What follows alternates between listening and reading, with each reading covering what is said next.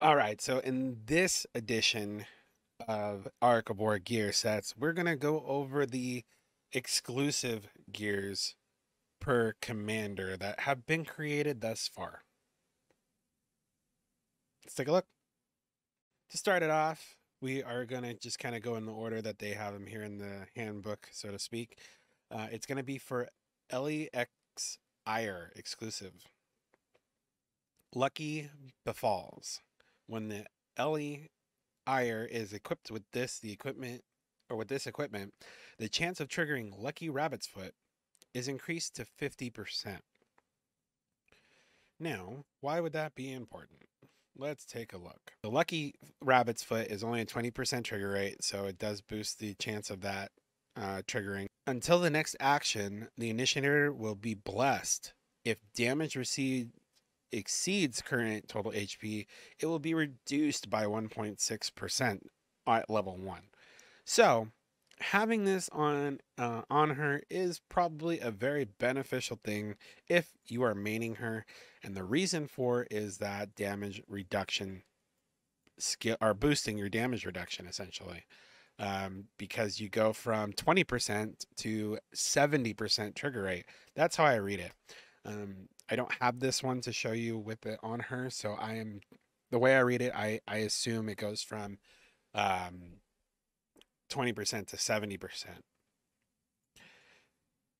Battered Electric Baton, it's an exclusive for Monk. When Monk is equipped with this equipment, exercising Cudgel can deal an additional damage equal to 20% of the target's lost HP. Now, with this one, we'll take a look at that commander as well. Exercising Cudgel has an 80% chance to trigger. If the attack hits, the target deals 75% normal attack damage to the enemies adjacent to the target, and that's based on level 30. So adjacent would mean if it's in slot, if you're hitting slot 1, you're going to hit slot 5 with additional damage. All right, so that's a good booster to have when it comes to Monk. A lot of us thought that Monk was going to be kind of the Hancock killer. He does well, but not as well as we would have wanted him to do. But having the additional 20% there can make a difference. It doesn't stack. You only need one. So just keep that in mind when it comes to these weapons. You only need one. Two of them, if you put two of them on there, you're just doing it for the additional penetration or accuracy. The exclusive part is only going to be triggered by one of them. Sickle of Death is for Soul Reaver general exclusive. This one I've shown in past videos on how Soul Reaver can be used as a utility comm, because if you have the Sickle of Death on him, when this equipment and there are no soldiers in the enemy's second row, dissection will deal damage to the commander. What that means is if they only have commanders in the first row and they have nothing in the second row, or you eventually kill off the second row because that's what dissection does, it attacks the second row. You do direct damage to the arc HP. So say you got to go first, say they only have, or they're trying to one slot bust, dissection goes off, you have Sickle of Death, you have enough troops there, you're going to attack the arc directly to where even if you don't necessarily do any damage to the troops in front of you, you're going to hit and get rid of the commander out of, or you're gonna win. You're gonna attack directly and win.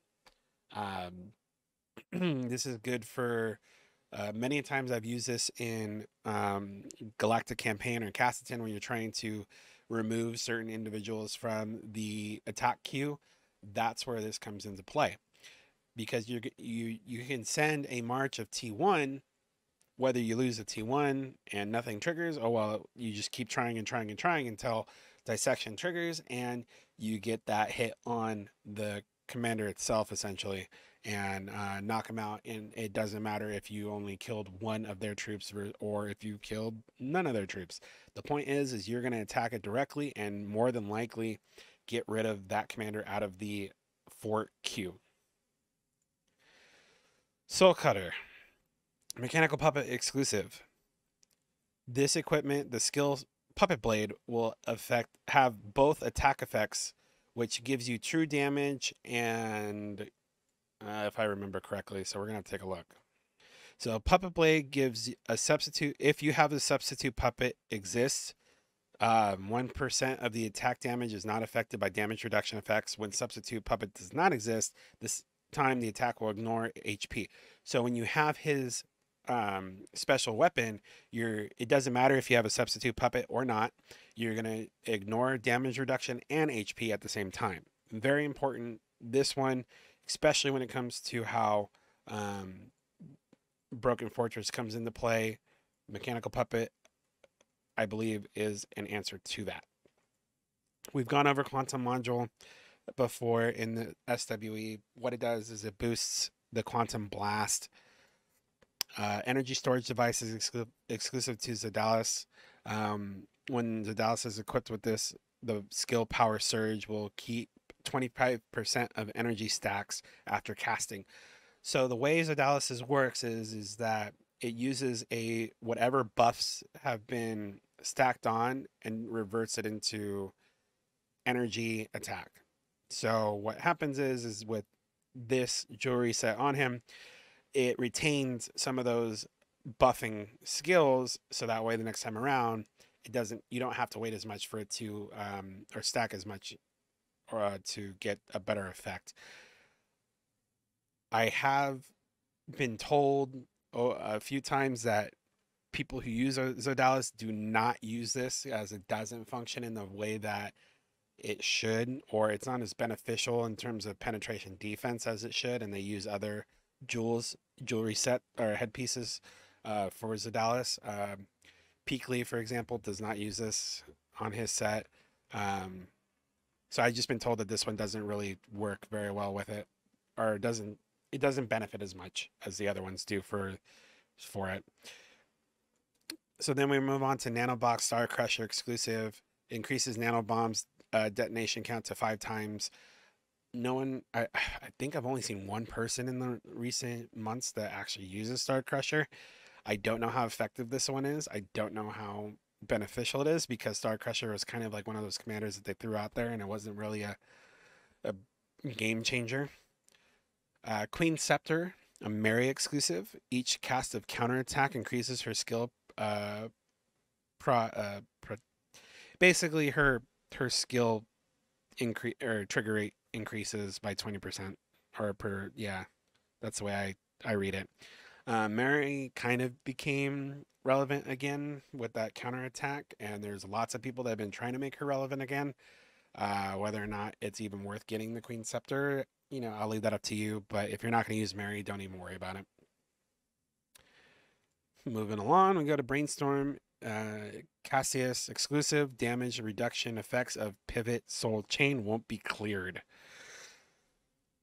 Again, I don't see a lot of people using Cassius. He looked like to be a really potentially good commander, and it's more or less his skills are more beneficial elsewhere on other comms than he is on the commander itself.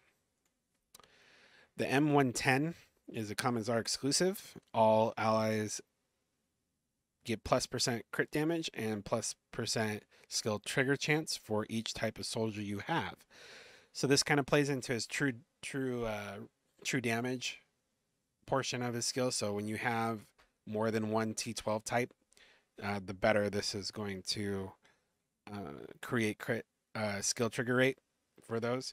From what I've been told by a few of my guildmates who have been maining Commissar, that this weapon is not necessarily beneficial, and that they don't use it. They have it, they don't use it. They'd rather build him with other penetration gear sets, weapons, and they just didn't feel like this really gave them any kind of edge, so to speak. Mechanical Arms is for Craig. Iron Fist Craig inflicts 3 feral marks on the enemies at the start of the battle. Whether or not this is going to be a game changer, I'm not quite sure, because those feral marks aren't necessarily what you're using him for. It's his other skill that you're using him for. So not quite sure if this is worth it or not. The secondary gun is for Ira. They made it fairly expensive to get, so I chose not to. Matrix firing will attack units in the second row first. So instead of doing, if you miss and hitting the first row, you're going to hit the second row. Ideally, I don't see how this is beneficial, to be honest with you. It's not like the Death Scythe where you attack the commander directly if there's no second row, so I'm not quite sure how beneficial this is. Especially, yeah, I just don't see it being that beneficial, to be honest. Again, another worthless weapon that I don't see spending the money on. So that kind of wraps up the exclusive gears for this video. If you have some personal experience with some of the gear set or the exclusive gears, and you think that I may not have touched into as much as I should have, please leave a comment. Share with me and everybody what your opinion is on the gear. Again, these are just more or less to give you my opinion on my research and experiences with those gears, and sometimes they're not accurate, and the wording for these are not always the greatest, so it really becomes down to those that have it and use the commander when it comes down to really knowing how that gear is going to be beneficial or just a waste. So we're almost done here. Keep watching. Next video comes soon. Till next time.